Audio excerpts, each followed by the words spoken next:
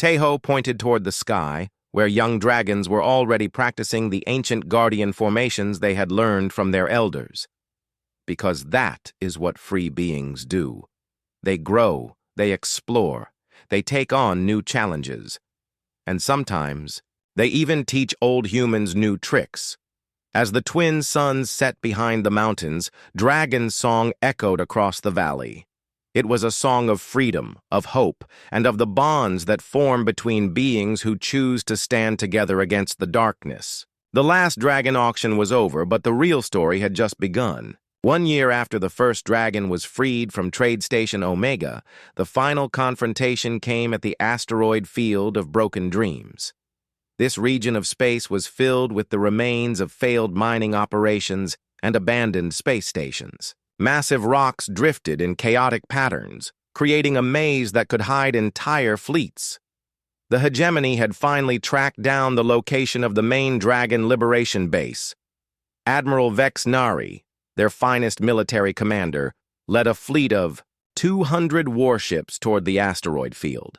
Corporate executives and dragon owners had demanded justice for their stolen property. The time for subtle searches was over. Tejo stood on the bridge of his ship, Honey Drift, watching the approaching fleet through the main display screen. Around him, 47 freed dragons floated in the zero gravity of space, their wings spread wide among the asteroids. They were no longer prisoners or property. They were guardians once again. "Admiral Vex Nari is requesting communication," reported Park Min-ho from his position at the communication console. "Put him through," Tejo replied. He lit his grandfather's pipe and took a long draw of honey-sweetened tobacco. The display screen flickered and showed the bridge of the Hegemony flagship. Admiral Vex Nari was a tall alien with blue skin and 4 arms. His uniform was covered in decorations that marked him as one of the most successful military leaders in the galaxy. "Kim Tejo," the admiral said, his voice carrying clearly across space. "You are surrounded and outnumbered. Surrender now and we will make your deaths quick." Tejo blew smoke toward the communication pickup. "I have a counteroffer, Admiral." "Leave now and we will not have to embarrass you in front of your superiors." Vex Nari's 4 arms gestured dismissively. "You have 6 human ships and fewer than 50 dragons. I have 200 warships with the most advanced weapons in the galaxy. What makes you think you can win this battle?" "Because," Tejo said, calmly, "you still think of the dragons as property. We know them as family." The communication ended abruptly as Vex Nari cut the connection. Within minutes, the Hegemony fleet began moving into attack formation. What followed became known throughout the galaxy as the Battle of Remembered Fire. The dragons, free for the first time in decades, fought not as slaves or gladiators, but as the cosmic guardians they had always been meant to be. Yongsu led the dragon formation with Yun Young the Swift at his right wing and Dong Hyun, the Ancient, at his left. Behind them flew 44 other dragons, their scales gleaming in the light of distant stars. They moved as one organism, each dragon's actions perfectly coordinated with the others. The human ships used tactics learned from centuries of being the underdog in conflicts. Lee Sang-mi's stray dog darted between asteroids, appearing and disappearing, like a ghost. Yusuna's Quicksilver used its superior speed to strike at the edges of the Hegemony formation before vanishing into the asteroid maze. But it was the combination of human cunning and dragon power that proved unstoppable. The dragons would emerge from behind large asteroids, breathing flames that could melt starship hulls, while the human vessels provided electronic warfare support and tactical coordination. Park Min-ho's hacking skills proved especially valuable. He managed to break into the Hegemony fleet's communication network, causing confusion among their commanders. Ships received contradictory orders, navigation systems malfunctioned, and weapon targeting computers failed at critical moments. Choi Hae-jin used her diplomatic training to broadcast messages throughout the fleet, reminding individual ship crews that they were fighting to preserve slavery. Many lower-ranking personnel began to question their orders, creating doubt and hesitation in the hegemony ranks. Han Wujin's knowledge of corporate security systems allowed him to identify which ships carried the most important commanders. The dragons focused their attacks on these vessels, disrupting the enemy's command structure and creating chaos in their battle plans. The turning point came when Yong-Su led a formation of 12 dragons in a direct assault on Admiral Vexnari's flagship. Their combined fire punched through the ship's shields and damaged its main engines. As the flagship began to drift helplessly, other hegemony ships moved to protect it. This created exactly the opening that Tae-ho had been waiting for. "All ships, execute Freedom Pattern 7, he commanded over the quantum communication network. The remaining dragons spread out into a formation that had not been seen in the galaxy for over a century. It was an ancient battle pattern called the Star Web, designed to protect innocent ships caught in the middle of conflicts. But now it was being used to trap enemy vessels. The dragons positioned themselves so that any hegemony ship trying to escape would have to pass through their formation. Meanwhile, the human vessels herded the enemy fleet toward the center of the trap like sheepdogs working with wolves. Caught between the asteroid field and the Star Web formation, the hegemony fleet found itself unable to maneuver effectively. Their superior numbers became a disadvantage as ships collided with each other trying to avoid dragon fire. Admiral Vexnari's voice crackled over the communication system. "All ships, retreat to minimum safe distance. Prepare to withdraw from the asteroid field." The battle was over. The hegemony fleet limped away from the asteroid field of broken dreams, leaving behind 17 destroyed vessels and the wreckage of their reputation for invincibility. But Tae-ho's victory was not complete until 3 months later, when he stood before the Galactic Council on the neutral world of Harmony Station. Representatives from every major civilization in the galaxy had gathered to hear testimony about the Dragon Liberation Operation. Yong-Su stood beside Tae-ho in the great assembly hall, his massive presence commanding respect from beings who had never seen a free dragon before. The other liberated dragons filled the observer galleries, their amber eyes watching as their fate was decided. "Honored representatives," Tae-ho began, his voice carrying clearly through the vast chamber. "You gather today to judge the actions of my team and our dragon allies.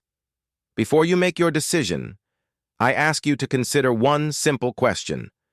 What is the difference between a person and property?" He gestured toward Yong-Su.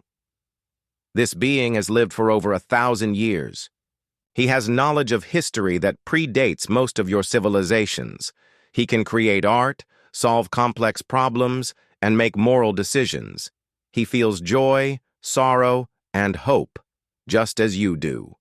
Tae-ho's eyes swept across the assembled representatives.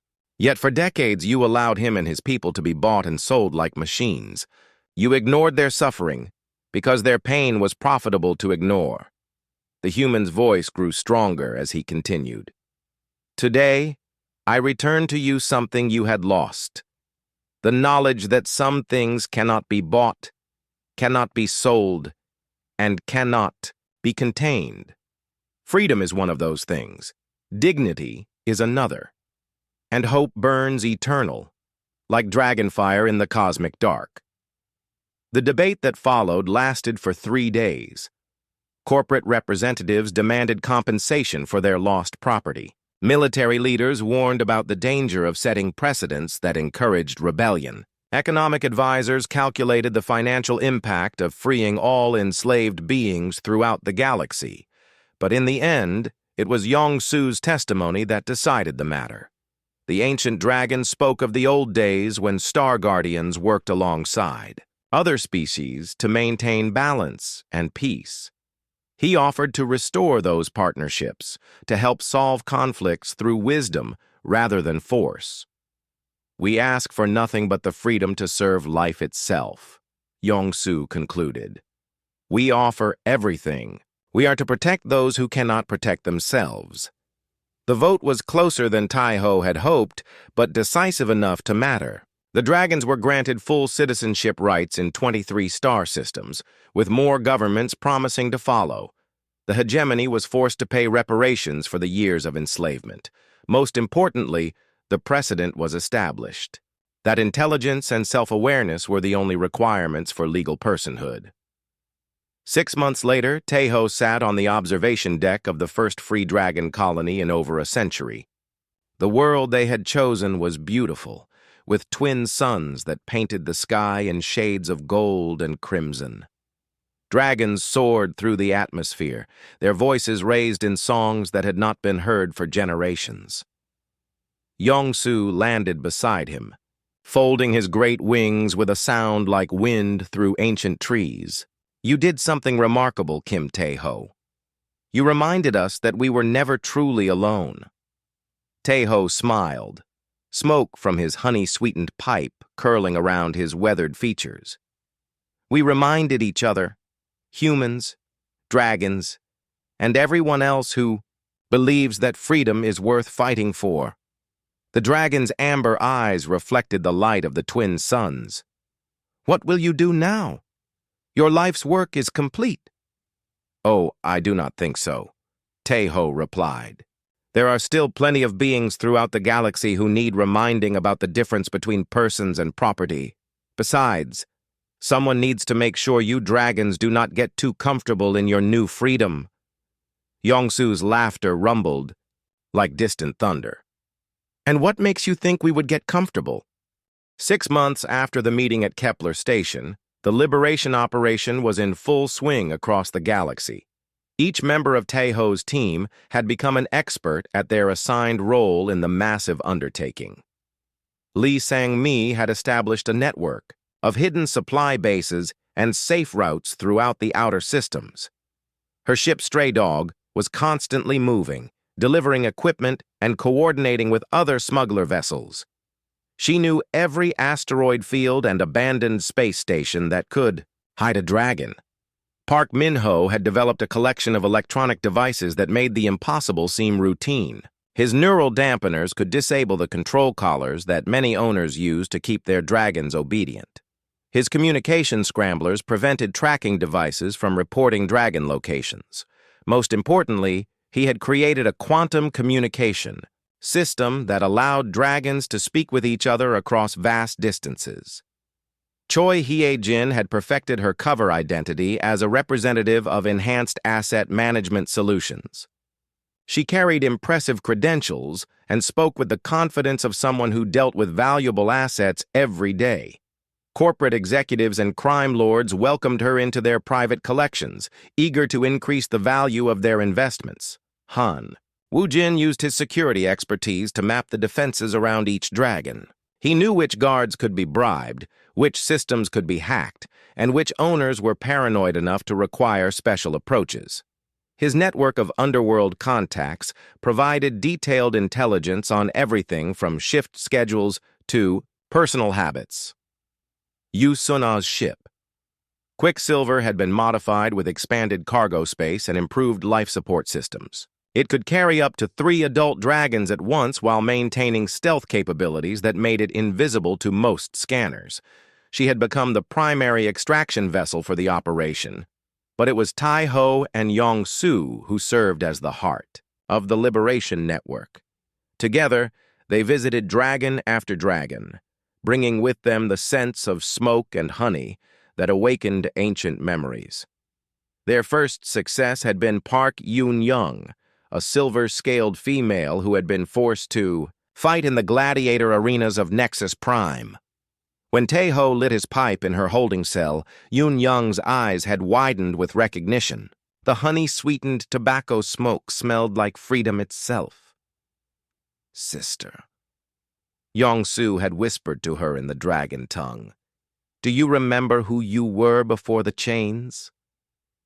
Yoon-young had wept tears of molten silver, her joy so overwhelming that her emotional flames had nearly melted the arena's containment walls. "I remember," she had replied. "I was Yoon-young the Swift, guardian of the Spiral Nebula trade routes." "You are still Yoon-young the Swift," Yong-su had told her. The chains were only metal. They could not touch your true self. The second liberation had been Choi Dong-hyun, an ancient male who had been imprisoned as a living decoration in a corporate headquarters on Vega 7. He had been chained with golden links and forced to remain motionless for hours at a time, while business meetings took place around him. When Min-ho disabled his neural restraints, Dong-hyun's first act of freedom had been to incinerate the golden chains with flame so hot it turned the metal into vapor. 37 years, he had said in a voice like grinding stone. 37 years of pretending to be a statue. You were never a statue, Tae-ho had replied, offering the ancient dragon honey from Earth's last surviving hives. You were a guardian in disguise, waiting for the right moment to remember your purpose. By the end of the 6th month, 49 dragons had been liberated. Each rescue followed a similar pattern. Hyejin would arrange a consultation with the owner, claiming that enhanced asset management could increase their investment's value. She would bring Min-ho as a technical specialist and Woo-jin as a security advisor. While they distracted the owner with impressive presentations and technical jargon, Tae-ho and Yong-soo would make contact with the captive dragon. The scent of honey tobacco would fill the air, and Yong-soo would speak in the old language about freedom and choice and the true nature of dragon kind. Some dragons needed time to remember.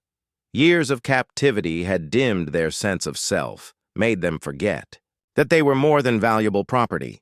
But the combination of Yong-soo's words and Tae-ho's unwavering respect for their dignity always worked eventually. "We are not broken," Yong-soo would tell each newly awakened dragon. "We are not property. We are the children of starfire and cosmic. Wind and no chain forged by lesser beings can truly hold us."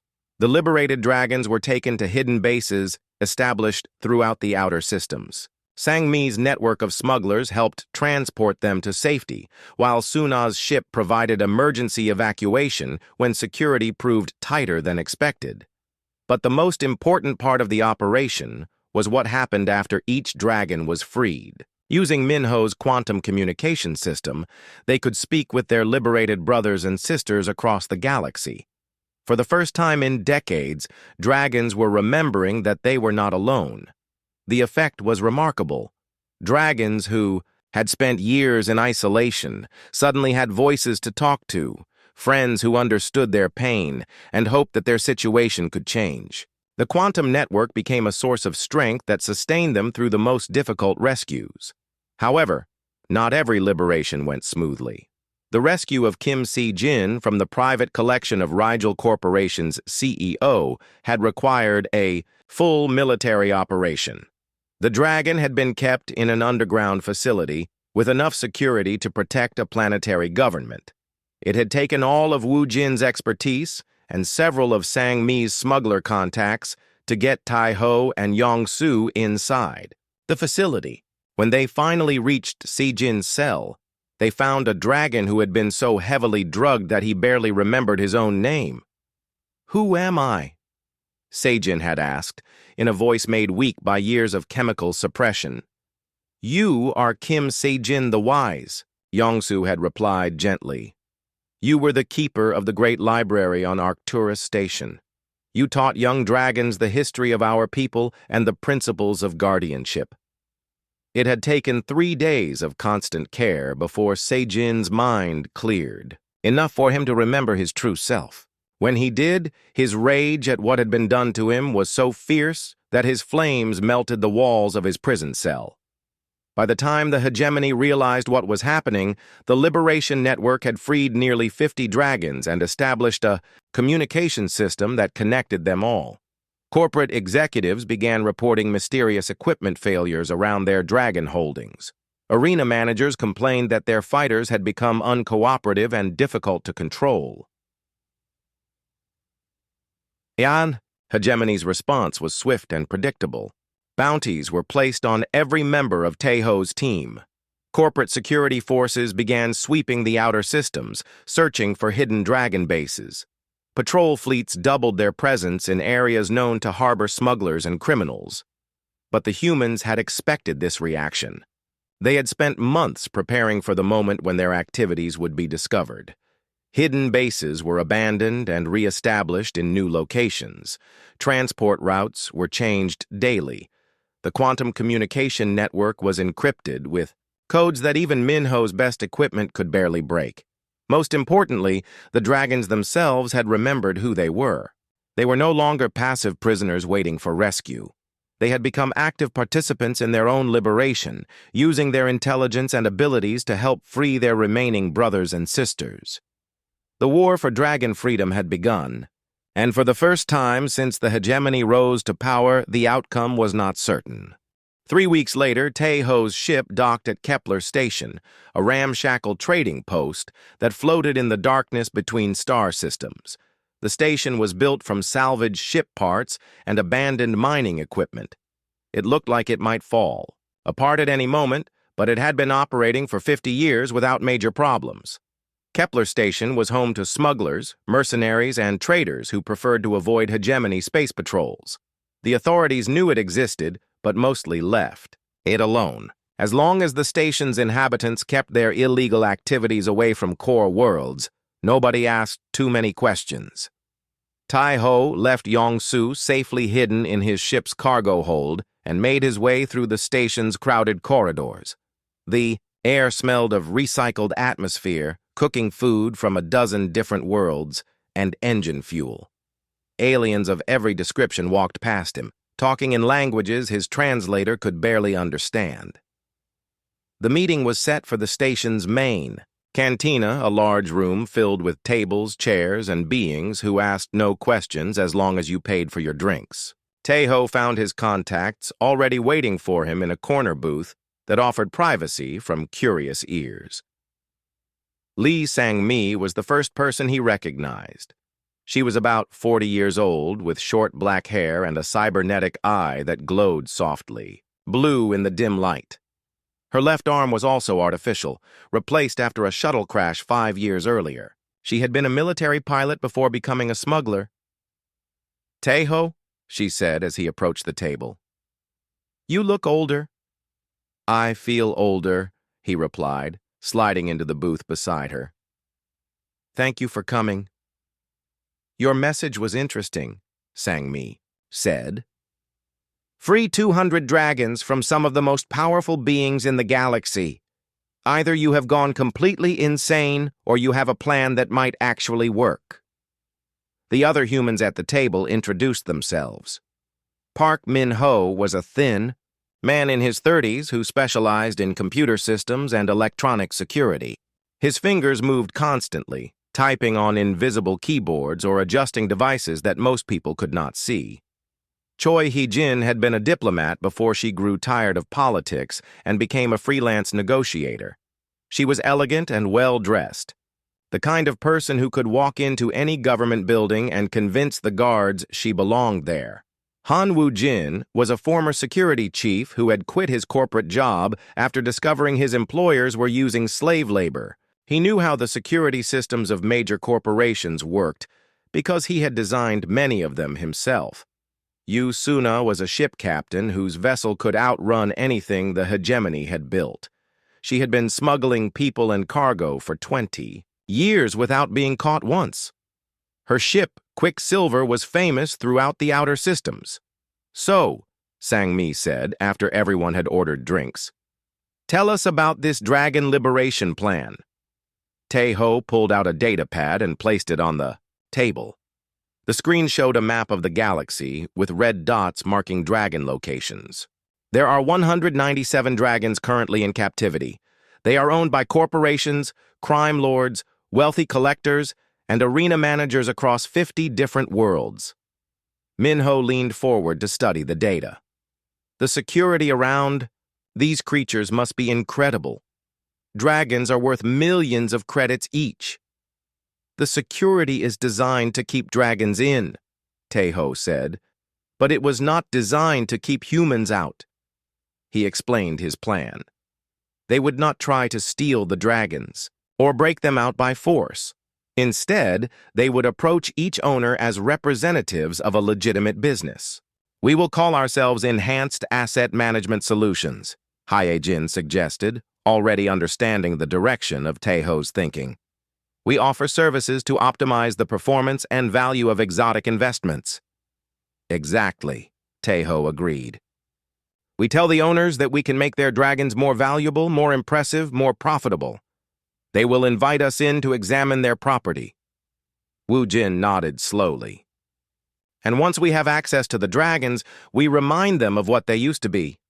Suna whistled softly. That is either brilliant or completely crazy. With humans, Sang-mi observed, those two things are often the same. Over the next 2 hours, they refined the plan. Each team member would use their special skills to support the overall mission. Sang-mi would establish transport routes and provide emergency evacuation if needed. Min-ho would develop technology to disable security systems and control collars. Hyejin would use her diplomatic skills to gain access to dragon owners. Woo Jin would analyze security arrangements and identify weaknesses. Suna would coordinate the actual rescues, moving freed dragons to safe locations. And Taeho would work directly with the dragons themselves, helping them remember who they had been before the cages. What about afterward? Min-ho asked. Even if we free all the dragons, where will they go? The hegemony will not simply let us keep them. Taeho smiled. That is where my friend comes in. He activated his communication device and sent a signal to his ship. A few minutes later, Yong-Su's voice filled the cantina through the speaker system. The dragon had learned to use the ship's communication array. Greetings, humans, Yong-Su said, his deep voice causing several nearby tables to look around in confusion. I am Yong-Su, last of the Free Star Guardians. The 5 humans at the table stared at the communication device in amazement. They had known Taeho had bought a dragon, but hearing it speak was still shocking. My people were guardians for 10,000 years, Yong-Su continued. We know hidden places throughout the galaxy where dragons can live safely. Ancient colonies, forgotten worlds, space habitats built by races that no longer exist. Once we are free, we can return to our true purpose. Hyejin found her voice first. What was your true purpose? To maintain balance, Yong-Su replied. To protect those who cannot protect themselves. To ensure that no single power grows so large that it crushes all others beneath it. Sang-mi leaned back in her chair. You want to restart the Star Guardians, I want to finish what the hegemony began, Yong-Su said. They scattered us across the galaxy, broke our unity, made us forget our strength. But they also brought us into contact with a species we had never encountered before, a species that understands the true meaning of freedom. The humans around the table exchanged glances. They were being invited to join something much larger than a simple rescue mission. The hegemony believes that order and control are the highest values, Yong-Su continued. They are wrong. Life is meant to be wild, chaotic, and free.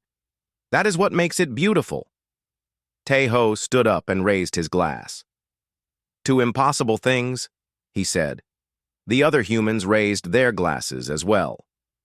To impossible things, they repeated. Over. The communication system, they could hear Yong-Su's laughter, a sound like distant thunder rolling across mountains.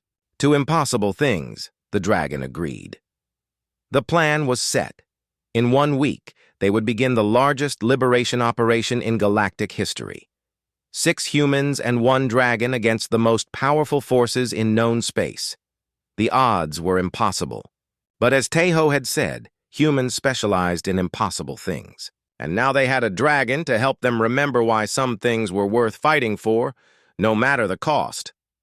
One more thing, Taeho said as the meeting began to break up.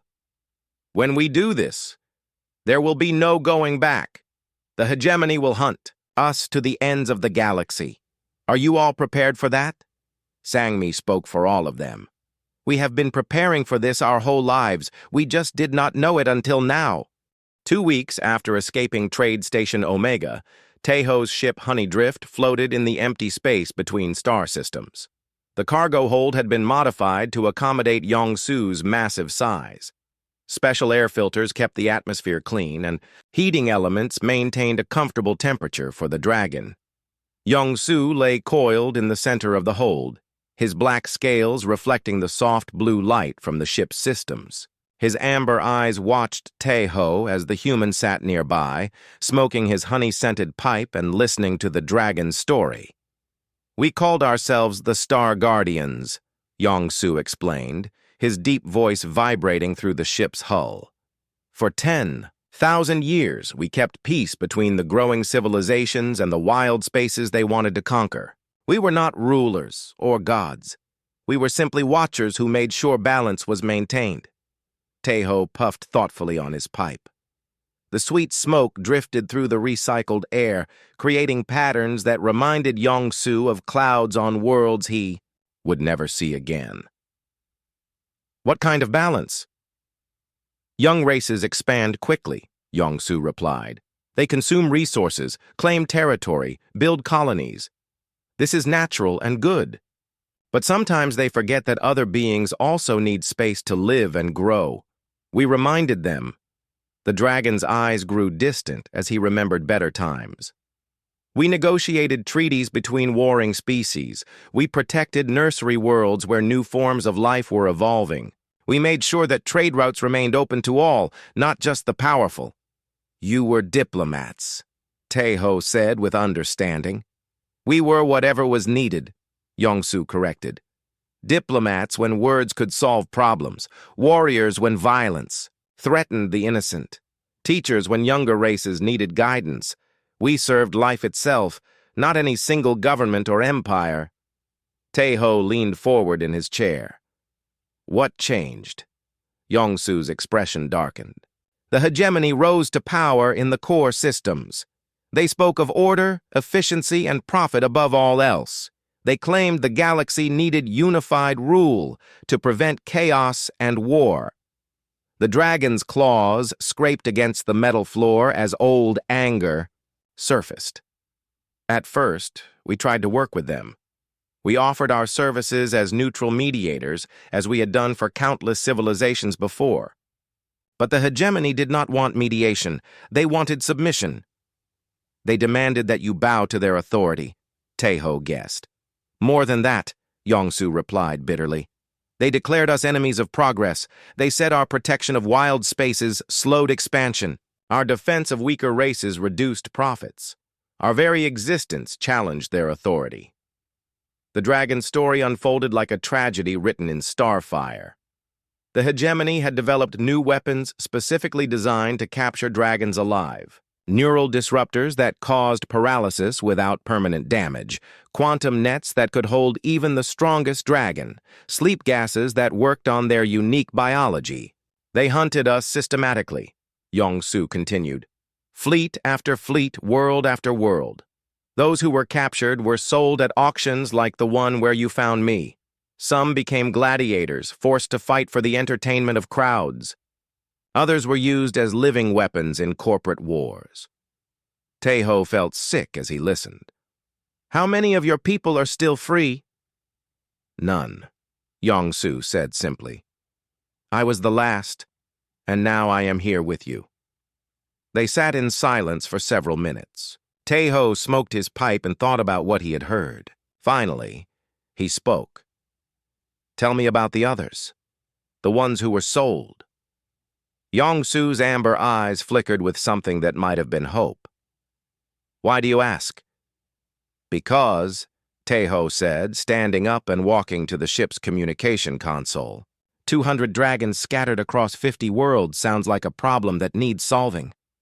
He activated the long-range scanner and began inputting coordinates.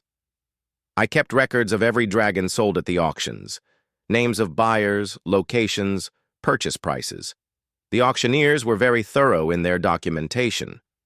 Yongsu raised, his great head studying the human with new interest. "You plan to find them?" "I plan to free them," Taeho corrected. "All of them. The dragon was quiet for a long moment. You are one human with one small ship. The beings who bought my people are among the most powerful in the galaxy. They have private armies, advanced technology, and unlimited resources. What you suggest is impossible. Tejo smiled around his pipe stem. Humans specialize in impossible things. He pulled up a star chart on the communication console. Red dots marked the locations of every dragon currently in captivity. There were so many that the map looked like it had a disease. The first thing we need is help, Tejo said. I know some people who might be interested in this kind of work. What kind of people? The kind who believe some things are more important than money or safety, Tejo replied. The kind who get angry when they see powerful beings hurting. Those who cannot defend themselves. He began sending coded messages to various locations across the galaxy. Each message was brief and used language that would mean nothing to casual listeners. But to the right people, they would carry a clear invitation. You are contacting other humans, Yongsu observed. Humans who share my particular interests, Tejo confirmed. Smugglers, traders, ex-military, people who operate outside the hegemony's control. We have our own network, our own ways of communicating. Over the next 3 days, responses began arriving. Short messages confirming interest, providing ship locations, offering specialized skills. Tejo read each one carefully before sharing. The contents with Yongsu. Li Sangmi will join us, he reported. She is a pilot with her own ship and experience moving cargo that other people do not want moved. More messages arrived. Park Min-ho specializes in electronic systems. He can disable security measures and override computer controls. Choi Hye-jin is a former diplomat who knows how to talk her way into places where she does not belong. Yongsu listened with growing amazement as the human network assembled itself. How many will come? Enough, Tejo said confidently. Humans may be young and weak compared to other species, but we have one advantage that older civilizations have forgotten. What advantage is that? Tejo lit his pipe again, filling the cargo hold with honey-sweetened smoke. We still remember what it feels like to be underdogs. We know what it means to fight against impossible odds, and we never, ever give up. The dragon studied this small human who spoke of freeing 200 prisoners from 50 worlds as if it were a reasonable weekend project. You truly believe this can be done? I believe it must be done, Tejo replied. The question is not whether we can succeed. The question is whether we can live with ourselves if we do not try. Yongsu was quiet for a long time. Finally, he spoke. What do you need from me? I need you to remember, Tejo said. Remember what your people were before the cages. Remember what they taught you about freedom and choice. And when we find them, help them remember too. The dragon's amber eyes blazed with newfound purpose. That, Kim Tejo, I can do. 3 hours after the auction ended, Tejo walked through the cold metal corridors of Trade Station Omega toward the containment levels. His footsteps echoed in the empty hallway. Most visitors had left after buying their dragons and arranging transport. The station felt almost empty now. 2 security guards waited for him at the entrance to Containment Bay 7. They were both tall aliens with gray skin and too many eyes. Their weapons hummed with energy as they scanned Tejo's identification card. You are the human who bought the damaged dragon, one guard said. It was not a question. That is correct, Tejo replied calmly. The second guard looked at his tablet computer. Station policy requires all dragon owners to keep their purchases restrained during transport. Energy shackles must remain active until the creature leaves. Station property. Tejo nodded. He had expected this. I understand. The first guard pressed a button and the heavy metal door slid open. You have 30 minutes to complete your inspection. After that, you must arrange transport or pay additional storage fees. Taeho stepped through the doorway into the containment bay. The door closed behind him with a loud clang, leaving him alone with the dragon. The containment bay was huge, built to hold the largest ships that visited the station. But even in this enormous space, the dragon looked massive. It lay in the center of the bay, surrounded by glowing energy shackles that held its legs and wings against its body. The shackles hummed with barely controlled power. Up close, the dragon was even more impressive than it had appeared in the auction hall. Its black scales were not just dark, but seemed to absorb the light from the room's bright panels. The scars on its hide told stories of battles fought among the stars. Its amber eyes tracked Taeho's movement as he walked closer. "I know you can understand me," Taeho said quietly. His voice echoed in the empty bay. The dragon said nothing, but its great head tilted slightly. Those golden eyes studied the human with careful attention. Taeho stopped walking when he was about 10 feet away from the creature. He reached into his jacket pocket and pulled out a small control device. The security guards had given it to him upstairs. It could adjust the power of the energy shackles or turn them off completely. "They told me this controls your restraints," Taeho said, holding up the device. "They said I should keep you locked up until I can transport you safely." The dragon's eyes focused on the small machine in Taeho's hand. For the first time since entering the bay, the creature's breathing changed. It became faster, more shallow. Hope was a dangerous thing for a prisoner. Taeho pressed several buttons on the control device. The energy shackles flickered and died. They fell to the metal floor with loud crashes that rang through the bay like church bells. The dragon's head snapped up in surprise. Its massive body tensed, ready to move for the first time in months. But instead of attacking or trying to escape, it remained perfectly still, those amber eyes fixed on Taeho with an intensity that made the human's skin tingle. "My name is Kim Taeho," the human said. He put the control device back in his pocket and pulled out two other items. One was a small glass bottle filled with golden liquid. The other was his grandfather's smoking pipe. The dragon watched as Taeho lit the pipe with an old metal lighter. Sweet smoke began to curl around the human's weathered face. The tobacco had been soaked in honey before being dried, creating a scent unlike anything else in the galaxy. Taeho took a long draw from the pipe and let the smoke drift toward the dragon. Then he unscrewed the cap on the glass bottle and poured a small amount of honey onto the metal floor between them. The dragon's nostrils flared wide, catching both scents. Its great body shuddered as if struck by lightning. Something deep in its ancient memory stirred at these smells. They were not alien or artificial. They came from a living world, from growing things and natural processes. "I am not here to own you," Taeho said through the sweet-smelling smoke. "I am here to offer you something the others could not. A choice." The dragon lowered its enormous head until its eyes were level with Taeho's. When it spoke, its voice was like distant thunder, rolling across mountains. "You speak of choice, small one, yet you paid coin for me as did the others." Taeho was not surprised that the dragon could talk. He had suspected as much from the intelligence he had seen in those golden eyes. "I paid coin to prevent anyone else from owning you. The credits mean nothing to me, but your freedom means everything." The dragon studied the human for a long moment.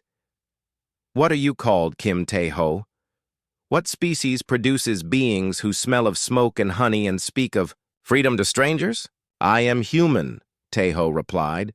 "We are a young race by galactic standards. Most aliens think we are primitive and weak." "And are you?" Taeho smiled around his pipe stem. "We are stubborn.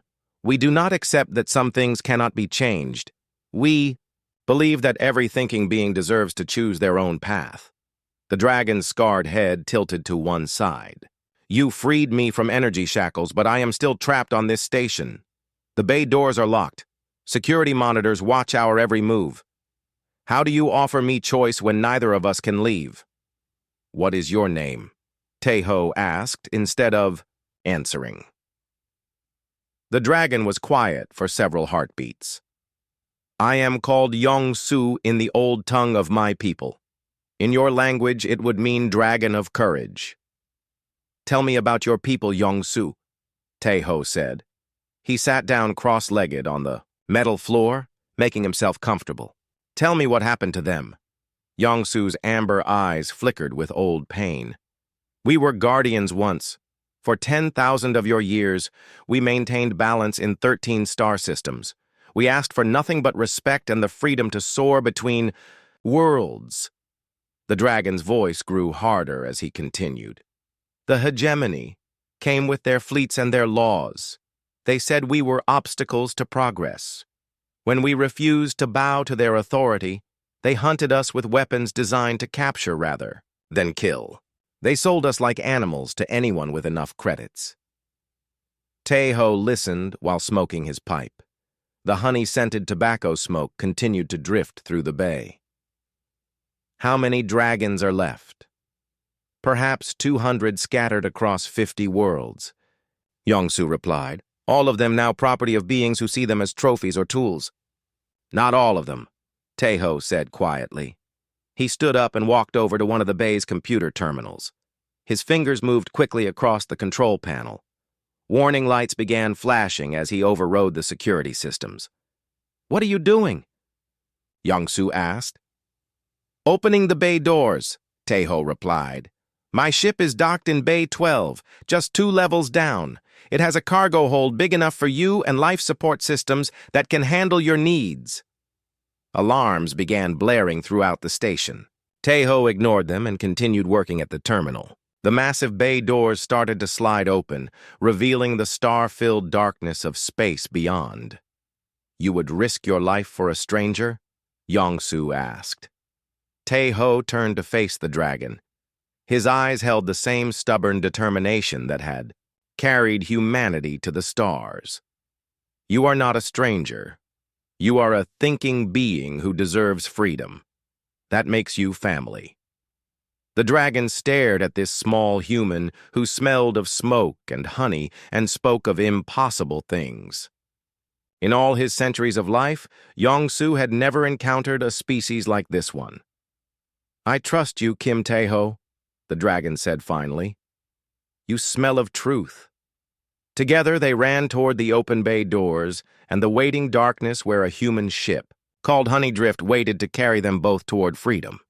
The giant space station floated in the darkness like a metal city among the stars. It spun slowly around a dying red sun that painted everything in bloody light. Ships from across the galaxy came and went through the massive docking bays. This was Trade Station Omega, the biggest marketplace in known space. Kim Taeho pressed his face against the thick glass window of the viewing deck. Below him in the enormous auction hall, hundreds of alien beings sat in floating chairs arranged in perfect circles around a central platform. Their voices created a buzz of excitement that vibrated through the station walls. Taeho was 50 years old with gray hair and worn hands that showed 30 years of hard work. His simple brown jacket looked cheap next to the expensive clothes worn by the other bidders. Most people would think he was just another poor human trying to make money in alien space. They would be wrong. For 3 weeks, Taeho had watched the dragon auctions with growing anger. Every day, another magnificent creature was sold like farm animals. These were not just big lizards. These were beings older than human civilization. They had minds that could think and hearts that could feel pain. The auctioneer was a tall alien with 4 arms and purple skin. His name was Vexitar, and he had been selling dragons for 6 months straight. Today was the final day. After this, no more dragons would be left to sell. Ladies, gentlemen, and distinguished beings, Vexitar announced through the translation system, we come to our last dragon of this historic auction series. The crowd grew quiet. Even the most wealthy bidders leaned forward in their chairs. Everyone knew this moment would never come again.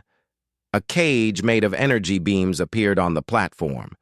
Inside was a dragon unlike any of the others they had seen. Where the previous dragons had been beautiful with shining scales of gold and silver, this one was dark. Its scales were black as space itself, and they seemed to drink in the light rather than reflect it. The dragon was huge. From its nose to the tip of its tail, it was longer than 3 human houses placed end to end. Its wings were folded against its body, but Taeho could see they were torn and scarred. A long white scar ran down the creature's left side like lightning, frozen in time. But it was the dragon's eyes that made Taeho's breath catch in his throat. They were bright amber, like liquid gold, and they held an intelligence that was almost human. Almost, but not quite.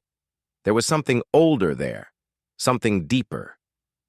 This specimen comes to us from the Outer Rim territories, Vexitar continued. Age unknown, but estimated at several centuries. The scales show radiation damage from close encounters with stellar phenomena. Note the wing tears and surface scarring. The dragon lifted its great head and looked directly at the viewing window where Taeho stood. For a moment, their eyes met. Across the distance, Taeho felt a chill run down his spine. This creature knew exactly what was happening to it. The starting bid is 500,000 galactic credits, Vexitar called out. Silence filled the auction hall. Taeho looked around at the other bidders. They were studying their electronic tablets, checking the dragon's specifications like it was a used spaceship. Their faces showed disappointment. No interest at 500,000? Vexitar sounded surprised. Perhaps 400,000? Still no response from the crowd. A blue-scaled alien in the front row shook his head and stood up to leave. Others began talking quietly among themselves. This dragon is still fully functional, Vexitar tried again. Suitable for heavy labor, arena combat, or private collection. Display. Taeho watched the dragon's reaction to these words. The creature's amber eyes flashed with something that looked like rage, but it made no sound. Its massive claws scraped against the energy floor of its cage. 300,000 credits, Vexitar called out, desperation creeping into his voice. More beings began leaving their seats. This dragon was damaged goods, not the prize specimen they wanted to own. Taeho had seen enough. He stood up slowly, his movement catching the attention of several nearby aliens. His heart was beating fast, but his voice was calm and clear when he spoke. 1 million credits. The effect was immediate and dramatic. Every conversation stopped. Every head turned to look at the human in the cheap brown jacket who had just bid more than twice the asking price for a damaged dragon. Vexitar's forearms spread wide with surprise. Did I hear correctly? 1 million credits from the human bidder? You heard correctly, Taeho replied. His voice carried clearly through the silent hall. Several aliens began talking excitedly among themselves. A few pulled out their tablets to check their own credit balances, wondering if they should counterbid. But something in Taeho's voice stopped them. He had not spoken like someone making an opening bid. He had spoken like someone stating a final price. Any other bids?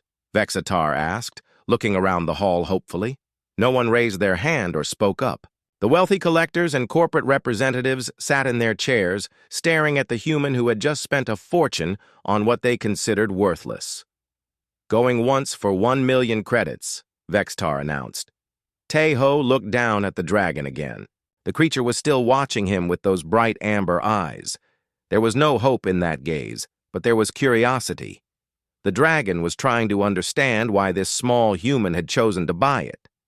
Going twice for 1 million credits, Taeho pulled his old smoking pipe from his jacket pocket. He did not light it, but he held it in his weathered hands like a talisman. The pipe was carved from earth oak and had belonged to his grandfather. It smelled faintly of honey-sweetened tobacco even when not lit. Sold to the human bidder for 1 million credits, Vexitar declared, bringing his ceremonial hammer down on the podium with a loud bang. The auction was over. The last free dragon in the galaxy now belonged to Kim Taeho. As the crowd began to disperse, talking loudly about the strange human and his expensive purchase, Tejo remained at the window. The dragon was still looking up at him. Its cage would be moved to the containment level soon, waiting for pickup. But Tejo was not thinking about containment. He was thinking about freedom. He pulled out a small device and checked his credit balance. The 1,000,000 credit purchase had used up most of his life savings, earned from decades of honest trading across the galaxy. He was now almost broke. It was worth every credit. Tejo turned away from the window and walked toward the exit. He had a dragon to collect, and more importantly, he had a choice to offer. The same choice that had driven humanity to the stars despite being young and weak compared to the ancient alien civilizations. The choice between safety and freedom, between profit and principle, between accepting the world as it was and fighting to make it what it should be. As he walked through the corridors of the space station, Tejo lit his pipe. The sweet smell of honey tobacco drifted behind him like a promise. Soon a dragon would smell that scent and remember stories told by its ancestors about a species that understood the true value of liberty. The last auction was over, but the real story was just beginning.